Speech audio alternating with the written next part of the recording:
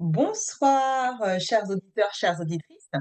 Nous sommes donc en compagnie donc de Hannibal Rigobert Bangoura, président du mouvement MNG, donc Mouvement National Guinéen.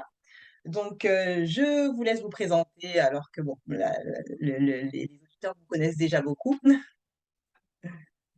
Écoutez, bonjour Madame Figarol. C'est tout un plaisir pour moi d'accepter votre invitation afin qu'on passe un entretien concernant les quelques questions que vous posez. Donc, c'est avec plaisir d'ailleurs que je vais vous répondre, Madame. Plaisir partagé. Merci. Alors, donc, on a effectivement, vous avez déjà abordé plusieurs problématiques concernant la Guinée. Aujourd'hui, on va effectivement traiter de d'autres problématiques ensemble. Donc, on va effectivement parler aujourd'hui d'un sujet qui nous intéresse tout particulièrement. Donc, le sujet est celui-ci. Comment est-ce que vous arrivez à expliquer la misère croissante en Afrique? Et on va aussi porter la focale du coup plutôt sur la Guinée. Et quelles seraient pour vous les solutions en fait pour freiner cette progression? Écoutez, comme d'entrée de jeu, je disais tout à l'heure, c'est un plaisir pour moi de vous répondre à ces quelques questions. C'est vrai que je n'ai pas la science infuse pour vous donner exactement les réponses, parce que chaque être humain est une étoile sur Terre et chaque étoile a une réponse concernant une situation bien déterminée. Mais en ce qui concerne, par exemple, la Guinée ou l'Afrique en général, qui est un continent très, très riche, euh, avec une faune et flore variée, je Mhm. pense être un homme convaincu que l'Afrique est pauvre simplement au niveau des ressources humaines. D'accord. Et pourquoi je dis cela? Parce que si tous les Africains étaient unanimes, avaient une prise de conscience réelle sur ce que regorge l'Afrique, je pense que je ne serais pas là, moi personnellement, ou d'autres jeunes qui ont traversé la Méditerranée ne seraient pas encore en Europe pour la quête du bonhomme. Parce que le paradoxe est là. Imaginez un continent très riche, très, très riche en général, et la Guinée, Mhm. d'où moi je suis originaire, qui est un scandale géologique en termes de ressources minières, à savoir la bauxite qui se trouve en Basse-Guinée, Mhm. le fer qui se trouve vers la forêt, l'or qui se trouve en Haute-Guinée, et la deuxième région naturelle qui est la Moyenne-Guinée, qui est aussi variée, qui a une diversité culturelle, mais variée, avec toutes les richesses, tout ce qu'il faut. Comme j'aime souvent le dire, qu'en Guinée, même si vous arrachez le goudron, vous enlevez le goudron, vous semez le riz, ça va pousser. Mais m'assaille, ce qui me fatigue, moi, personnellement, c'est de voir ces personnes, nos dirigeants, depuis après l'ère Sékou Touré, qui nous a donné l'indépendance, voir les querelles entre les dirigeants, les politiciens. Chacun veut vite gagner de l'argent, chacun veut vite accéder au pouvoir en oubliant la population. Alors que Ouais.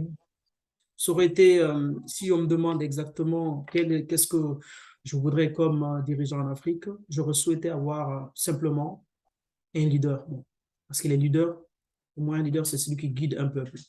Mais ça manque forcément en Afrique en général, et ça manque aussi en Guinée. Donc, cette pauvreté, cette misère qui gangrène notre société, qui fatigue la société, les sociétés africaines, c'est parce qu'il y a il y a une non-prise de conscience collective, Et comme vous dans les voulez en années, somme, comme dans les années de la lutte des indépendances. Mais aujourd'hui, la jeunesse se réveille parce que on regarde, quand vous regardez bien l'actualité africaine, vous avez des groupes beaucoup de groupes, beaucoup de panafricains qui sont réveillés de par l'histoire. Parce que on va beau tronquer l'histoire, mais comment on appelle, le temps finit par donner raison à chaque fois. Donc, ces éléments-là, je dirais, tôt ou tard, déjà, le train est en marche et beaucoup de jeunes aujourd'hui montent comment on appelle, dans le train pour suivre le mouvement. Et ce qui est triste, nos dirigeants n'ont jamais pensé au peuple. Parce que si on pense au peuple, On ne pense pas à s'enrichir. On pense plutôt à aider le peuple pour qu'il y ait au moins les besoins primaires, l'enseignement, qui soit légalisé pour tous, d'accord?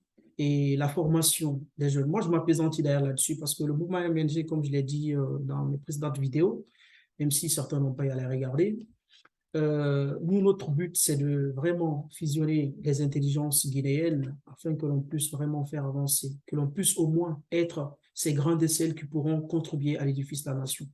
Parce que si l'on ne fait pas la politique aujourd'hui, c'est d'autres qui le feront à notre place. Donc, cette pauvreté, cette misère galopante en Afrique, c'est dû à nos dirigeants, à la mauvaise gestion des ressources. Parce que je ne peux pas comprendre qu'un continent aussi riche que l'Afrique, hein, et que tout ce qu'il y a en Occident aujourd'hui, comme technologie, ces matières premières, l'uranium, par exemple, l'exemple que j'ai donné pour l'uranium, quand tu regardes le Niger, l'électricité qui est produite, par exemple, qui est produite en France, l'uranium est épuisé là-bas. Mais vous imaginez, dans ces pays-là, il n'y a même pas, les gens ne peuvent même pas vivre avec 1 euro par jour. C'est triste. Mais ça, ce sont des exemples que tout Africain, la jeunesse africaine aujourd'hui, elle pose des consciences collectives. Les gens commencent à comprendre parce que nos aînés, beaucoup d'aînés africains, ont trahi la génération. Et ça, c'est triste, en fait. Donc, cette pauvreté, c'est parce que les dirigeants, les politiciens, c'est-à-dire perdent leur temps à des guerres intestines, à des guerres religieuses, à des guerres ethniques, et tout ça pour retarder le développement. Ils ne veulent pas donner la chance aux autres, ils ne pensent pas au peuple, ils pensent qu'à s'enrichir juste pour des groupuscules. Et c'est ce qui est triste, en fait. Sinon, l'Afrique, c'est un paradis sur Terre. Il suffit juste qu'il y ait de bons leaders pour pouvoir guider les gens afin d'aller de l'avant. Donc, cette Ah, question, si vous me posez cette question, je pense qu'on peut la détailler à des heures et des heures, on n'en finira jamais.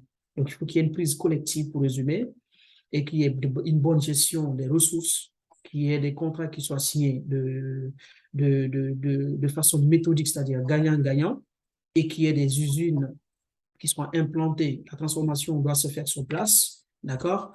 Et qu'il y ait aussi ce qu'on appelle, il y a, en fait, il y a des patrimoines étatiques qui appartiennent à chaque pays, qui doit être contrôlé par les pays, au fait. D'accord? Parce que la question que je vais par exemple poser, nous on est en France, mais vous imaginez bien que la France n'accepterait jamais qu'il y ait par exemple ce qu'on appelle euh, quel autre pays vient contrôler par exemple l'aéroport international un exemple, hein, l'aéroport international de Charles de Gaulle. D'accord? mhm, S'il y avait un tout à port, fait. s'il y avait un port, si je prends un port autonome par exemple en Guinée, le port autonome doit être contrôlé par les Guinéens. Tout ça, c'est pour la sécurité du pays. Tout ça, ça permet aux gens d'avoir ce qu'on appelle un contrôle sur ce qui rentre, ce qui sort. Mais si vous laissez d'autres personnes, comme dans votre maison, vous avez une maison, l'exemple que je donne souvent, vous avez une maison, vous laissez une autre personne venir vous donner à manger, ou venir contrôler ce que vous mangez ou ce que vous faites, Mais c'est oui. d'être un père de famille.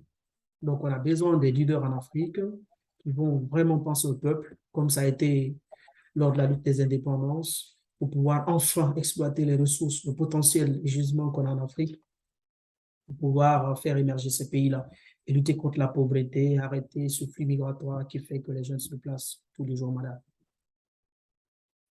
C'est très intéressant parce que on voit que vous avez effectivement parlé des jeunes et c'est d'ailleurs la prochaine question que je vais aborder avec vous.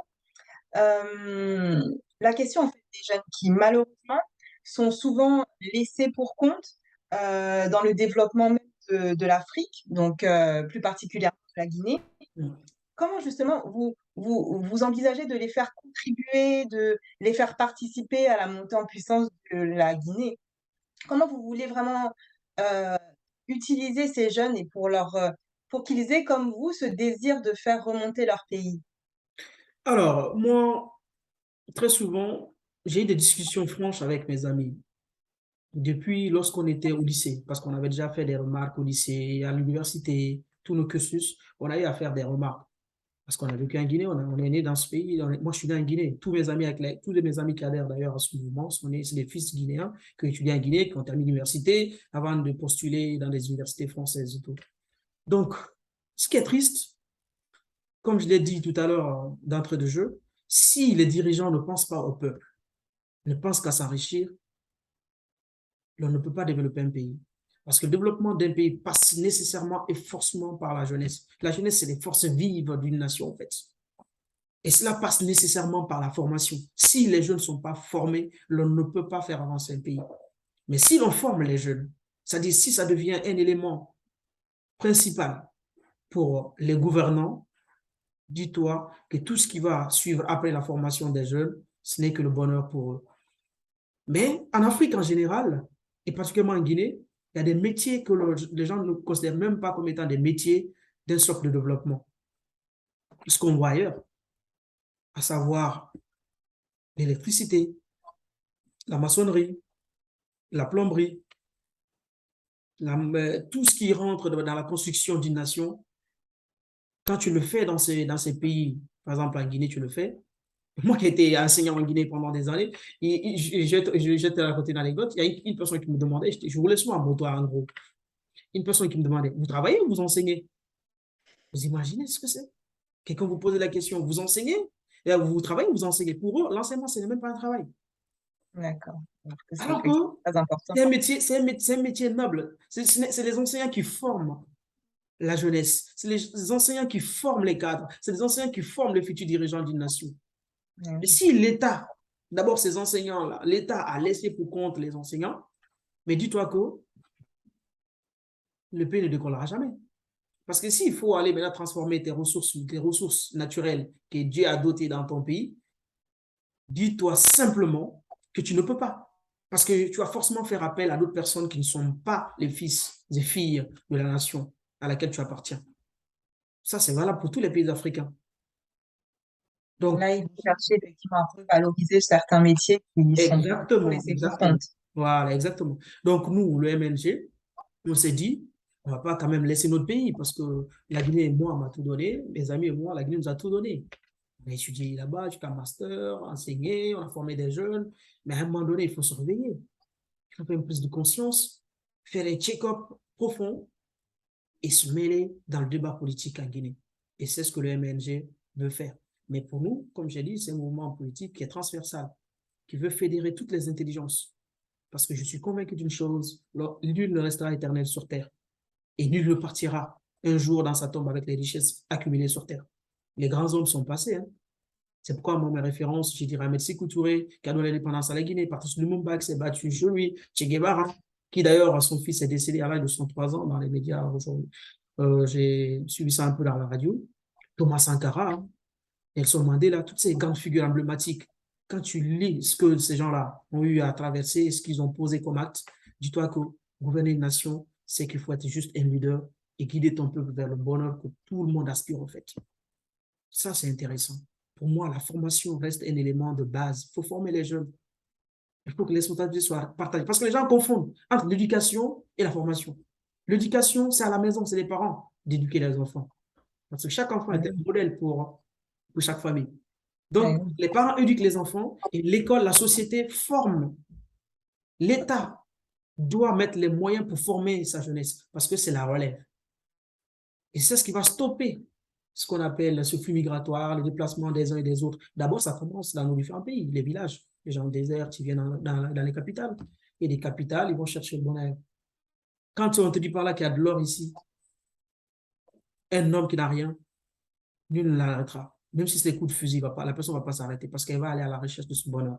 C'est ce qui fait aujourd'hui, les Africains, on est la seule race qui est derrière. Et c'est ça qui est triste, en fait. Et pourtant, ce ne sont pas les Occidentaux qui viennent tuer les gens sur place. Ils passent toujours par nos frères africains manipulés à gauche, à droite, à cause d'un biais. On prend l'arme pour aller tuer son frère, son semblable. Tout ça, c'est triste, en fait. En parlant de ces sujets-là, c'est mon cœur qui saigne, en fait. Parce que la Guinée regorge d'un potentiel, mais énorme, énorme. Bauxite, l'or, le diamant, le fer. Déjà, il y a un scandale, mais incroyable, à cause du jugement de fer qu'on a au Mont-Simon.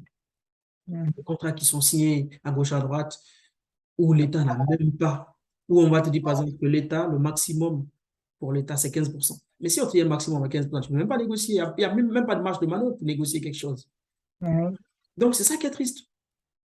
C'est pourquoi on s'est dit, écoutez, lèvons-nous, donnons les mains de quelques bords ethniques que l'on soit, parce que, comment on appelle, en Guinée, il y a beaucoup d'ethnies, mais c'est à travers ces différentes ethnies que les uns et les autres passent pour se faire une place au soleil.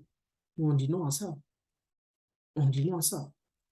On dit non à ça. Ce que je retiens effectivement de votre discours, c'est cette volonté d'unité d'unité en fait de la Guinée, et Exactement. surtout le fait qu'il n'y ait plus de laisser pour compte, que vraiment chaque Guinéen porte sa pierre à l'édifice et puisse effectivement contribuer à la montée en puissance du pays.